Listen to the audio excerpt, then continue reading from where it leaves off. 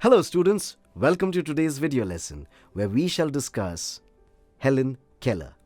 Helen Keller was the first deaf and blind person to graduate. Not only did she graduate from Harvard University, but she became a famous author, political activist, and a lecturer. Helen was born a healthy child in the summer of 1880 in Alabama. After suffering from a fever which almost killed her, she lost her ability to hear and see.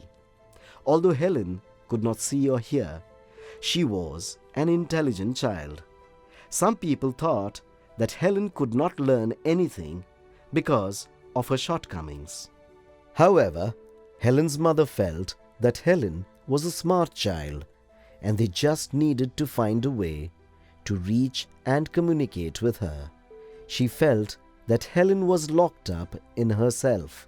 Students, it often happens that we fail to communicate with people who are differently abled. Differently abled people are not unintelligent. Not all of us communicate in the same way.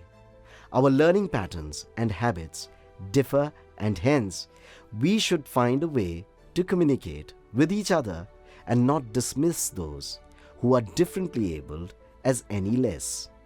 Helen began to grow wild with time. She was always angry and did not let anyone comb her hair. She often lay on the floor and kicked her feet. Her parents found Miss Sullivan, a young teacher, who agreed to help Helen learn to see the world. At first, Miss Sullivan spelt D-O-L-L, doll, with her fingers into Helen's hand. Miss Sullivan made the letters with special hand signs.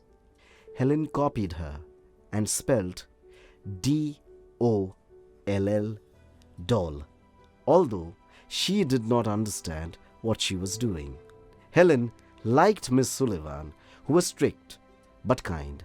She spelt a lot of words and helped Helen day and night. One day, her teacher made Helen put her hand into the running water. Then she spelt W-A-T-E-R,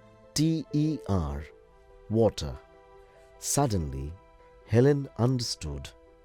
W-A-T-E-R, water, meant something wet running over her hand. Helen understood that words were the most important things.